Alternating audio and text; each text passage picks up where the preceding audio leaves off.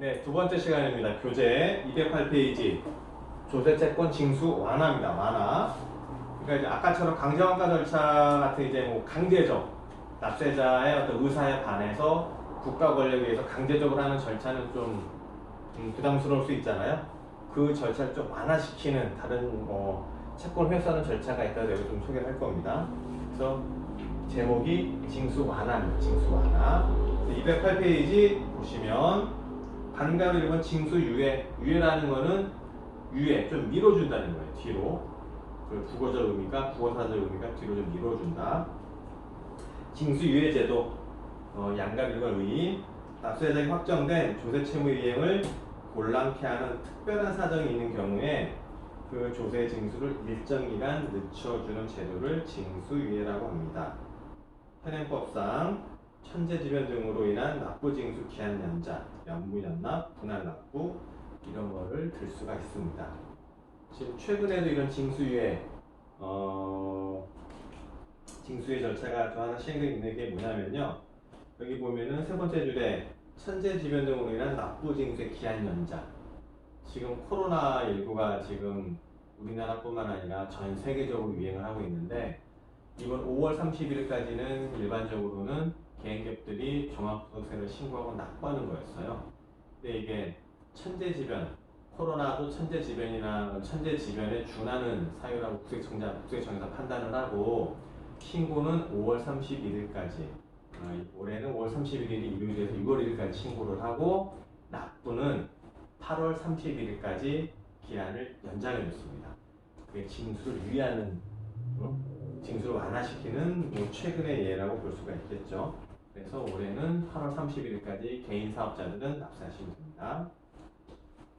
그리고 연부연납, 분할납부는 연부연납은 상속생활증여세에서 이게 상속생활증여세는 좀 이게 덩어리가 크거든요. 세금 금액이.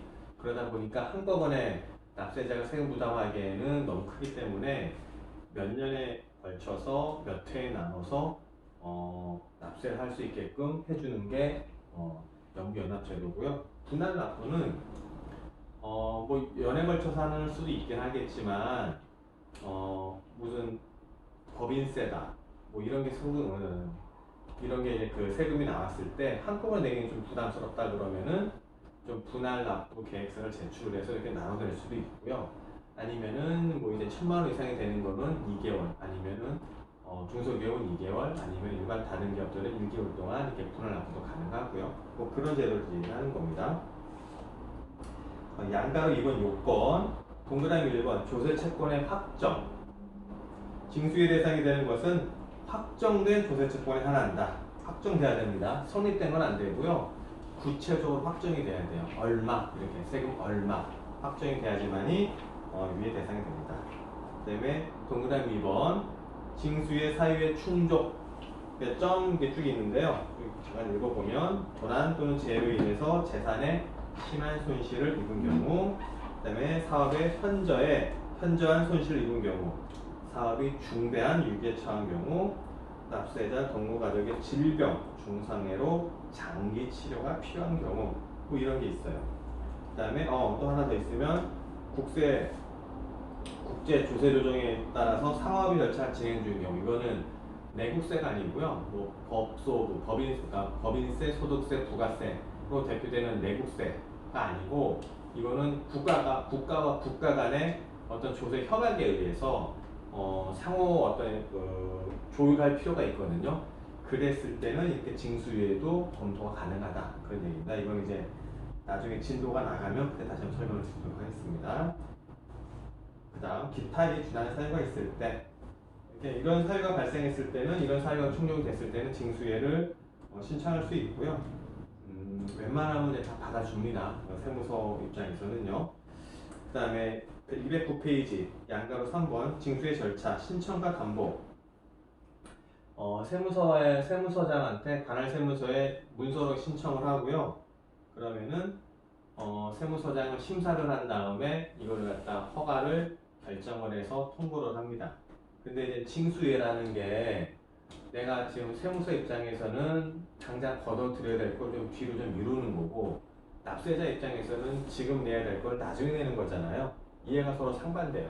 납세자 입장에서는 편하지만 좋은 거지만 징수 간섭 국가 입장에서는 좀 부담이 되는 거라고요.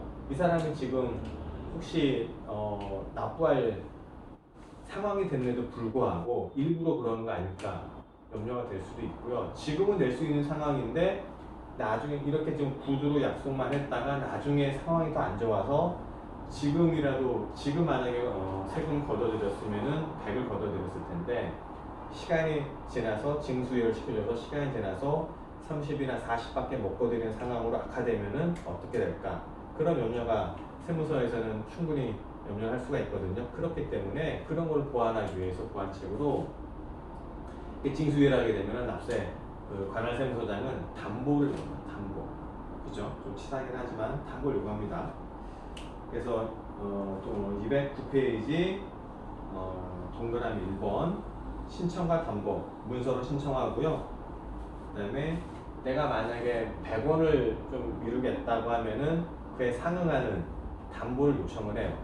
그러니까 현금으로 하게 되면 예금이나 현금 이런 걸로 담보를 하게 되면은 110%그 돈 있으면 그냥 내고 말죠. 하여튼간 예금이나 아니면 보증보험증권에 현금에 준하는 증권을 하게 되면 110% 그게 아니고 만약 부동산이다 그런 걸로 하게 되면 120% 이상이 되는 담보를 제공을 해야지만이 징수유예가 가능합니다. 다음 동그라미 2번 징수유예 기간 사업의 중단 유기 및 현저한 손실이 준하는 사유에 해당하는 경우에는 유예한 다음 날부터 9개월 이내에 9개월까지 가능합니다. 효과는 1, 2, 3 고지유예와 분할고지 그 다음에 가산금 징수와 체납 처분의 금지. 일단은 이게 뭐냐면은 세무서에서는 예를 들어서 1월 1일까지 원래는 5월 30일까지 납부해야 되는 건데 이걸 갖다가 징수유예를 받아들여서 만약에 7개월 해줬다. 그럼 12월 31일까지잖아요. 그러면은 세무서에서도 인정을 한 거기 때문에 그 기간 동안에 어떤 이제 뭐 체납 처분을 한다든지 뭐 가압류나 이런 체납 처분을 한다든지 아니면 가산금을 부진다든지 그런 건 하진 않아요. 그렇게 되면 이제 본인이 징수유예를 허락한 거와 상충이 되기 때문에 그런 절차는 취할 수가 없는 겁니다. 그 다음에 동그라미 3번 소멸시효가 정지됩니다. 정지가 되고요. 여기 보면은 저번에 중지와 정 잠깐 말씀드렸죠. 정지가 되기 때문에 읽어보면 동그라미 3번 징수유예가 되면 당해 국세 등의 소멸시효 기산이 일시정지하다. 일시정지 이후 정지 사유가 해제되면 잔여 기간 동안에 다시 또 기산이 된다. 소멸시효 정지는 완전 달라요 이게요. 소멸시효 정지는 만약에 소멸시효 기간이 만약에 5년이다. 이때 이제 만약에 징수유예를 했다. 그죠? 그럼 이때 다시 징수유예가 끝났으면 요 나머지 잔여 기간 동안에 쭉 가는 거예요. 그죠? 근데 만약 중지가 이때 됐다. 이때 무슨 뭐 독촉이나 최고나 그런 게 있었다.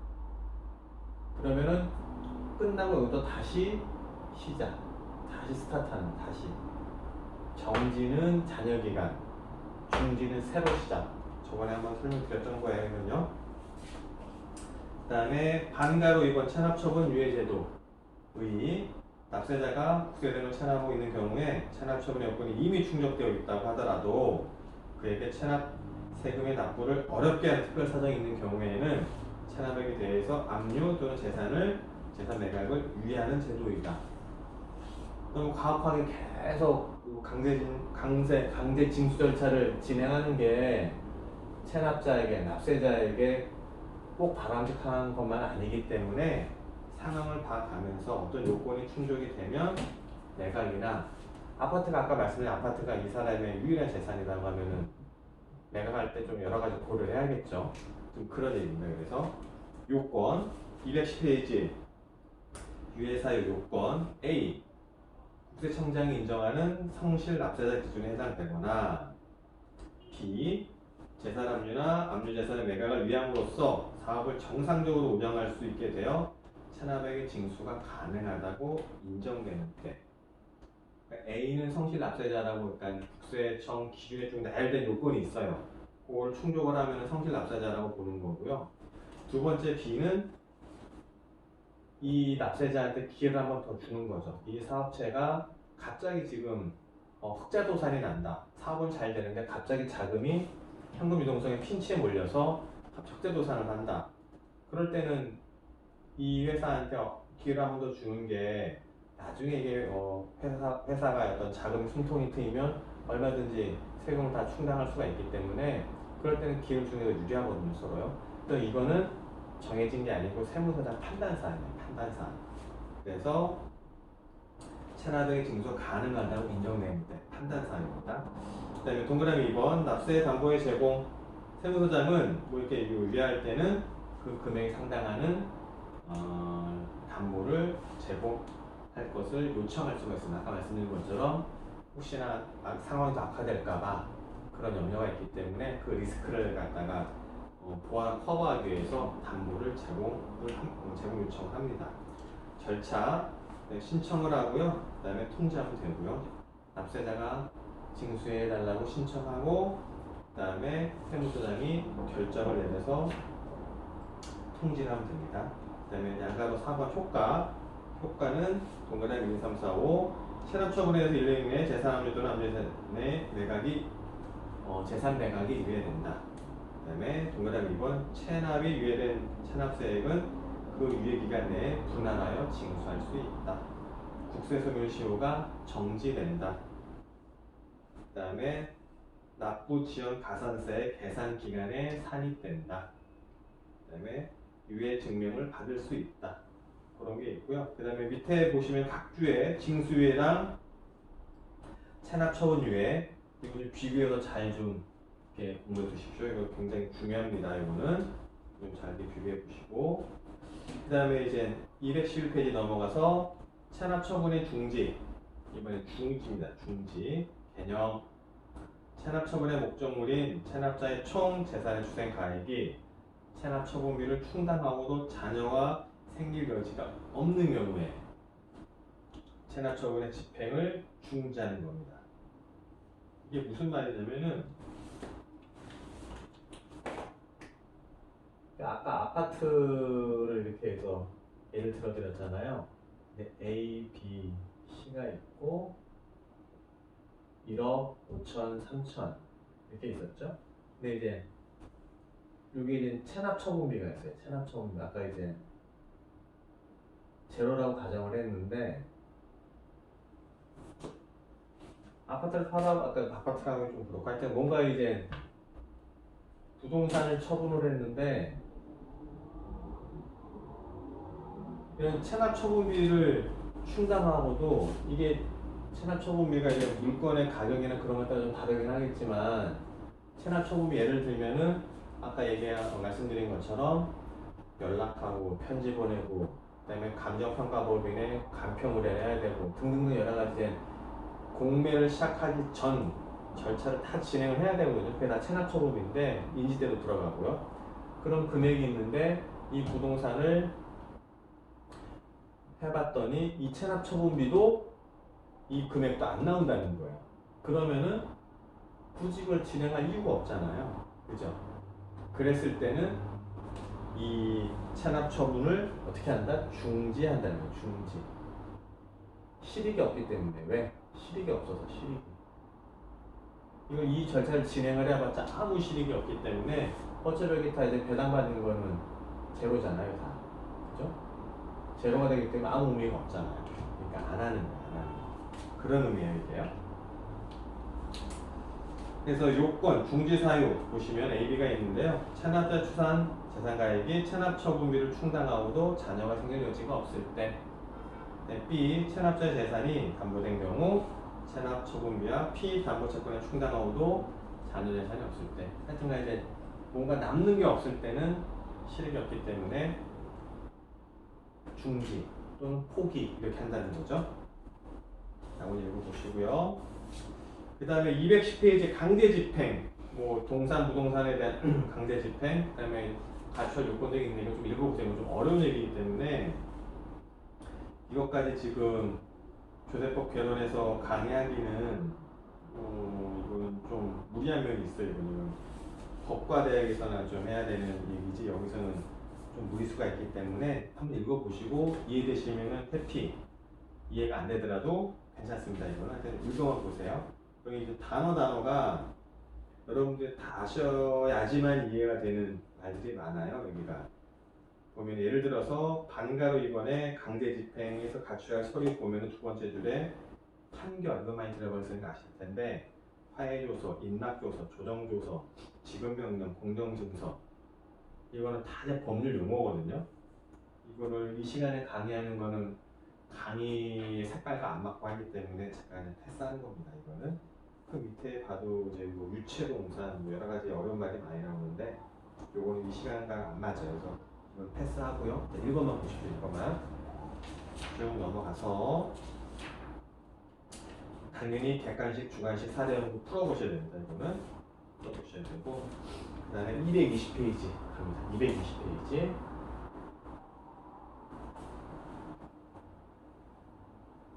220페이지 보시면 조세 구제 제도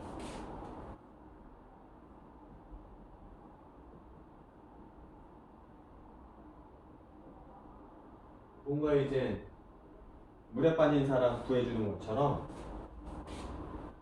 구해주는 거예요. 구해주는 거. 그래서 이게 원래 행정법에서 나온 얘기고요. 행정법에서는 큰 범위에서는 권리구제제도, 권리구제제도가 있고 그거를 세법이라는 좀 한정된 범위에서는 이렇게 쓰는 거예요. 조세, 세금에 대한 구제제도 이렇게 쓰는 거예요. 행정법에서 나온 용어입니다. 그 뭔가 이제 구제를 한다는 거는 억울하다는 게 전제가 깔려 있겠죠. 제대로 세무서가 처분을 하고 조세 처분을 하고 세금을 걷어들이고 그랬다. 뭐 법에 근거해서 적법한 절차에 의해서 정당을 했다 그러면은 납세자가 억울할 리가 없어요. 억울할 이유도 없고. 근데 그게 아니고 뭔가 이제 문제가 있었다.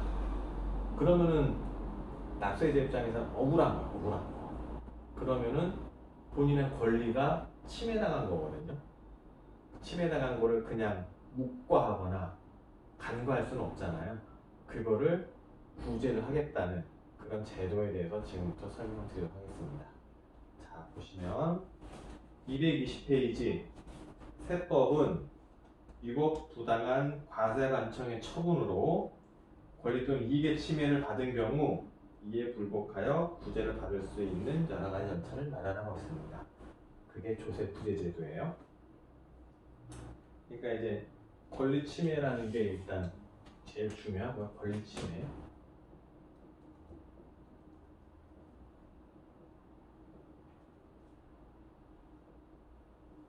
권리를 침해하는 방법이 뭐가 있을까요? 예를 들어서 이제 그 납세자가 이렇게 있고요.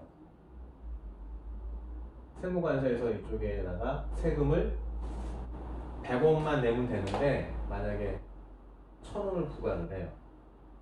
그죠? 그럼 납세자의 권리가 재산권이 침해된 거예요. 재산권이. 그죠? 억울하잖아요. 뭔가 행위를 했죠. 행위를 했어요. 그죠? 그걸 갖다가 이제 작위라고 작위.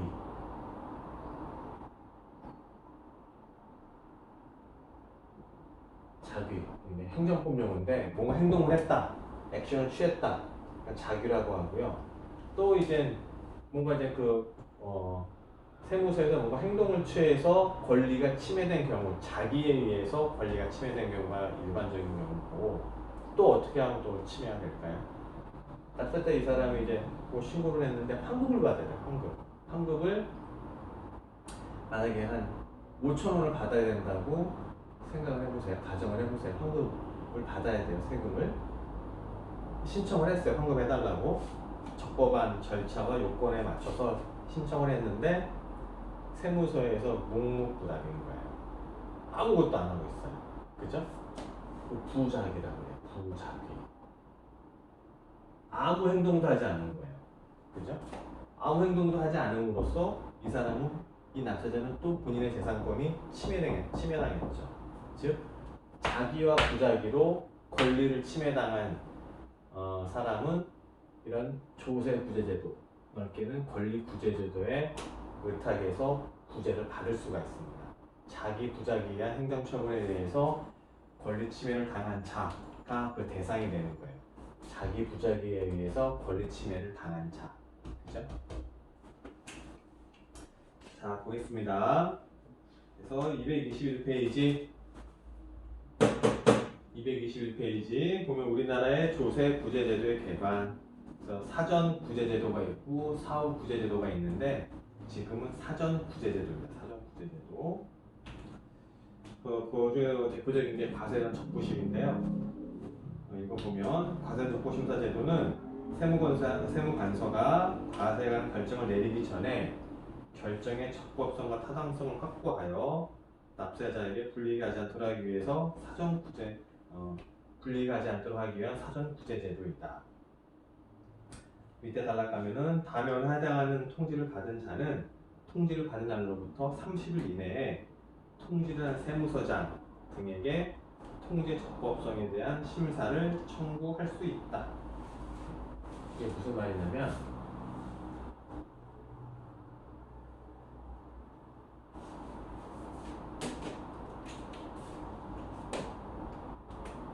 세무서에서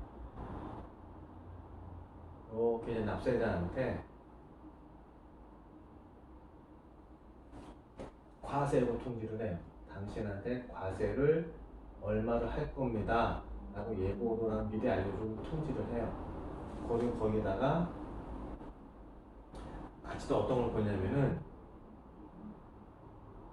확정되기 전에, 이 과세가 확정이 되기 전에 과세 전 적법한 건지 부적법한 건지 과세 전에 적부 맞는지 틀리는지에 대해서 심사할 수 있는 방법과 절차에 대해서 안내를 해요. 왜? 얘네들이 과세 예고를 통지를 하면서도 이게 본인 입장에서, 세무서 입장에서는 맞을 수도 있죠. 그렇지만 납세자 입장에서는 이게 반드시 맞으라는 법은 없거든요. 그렇기 때문에 납세자도 이런 예고 통지를 보고 여기에 대해서 받아들인다면은 그냥 납부하고 끝나지만 받아들이지 못하겠다고 하면은 여기서부터 이제 아까 잠깐 얘기했던 불복 절차가 실질적으로 시작이 되는 거죠. 그죠? 이렇게 이제 푸시가 왔는데 이걸 받아들이면 끝. 근데 아니다 하면 여기서 시작되는 거예요. 과세는 적부심부터요.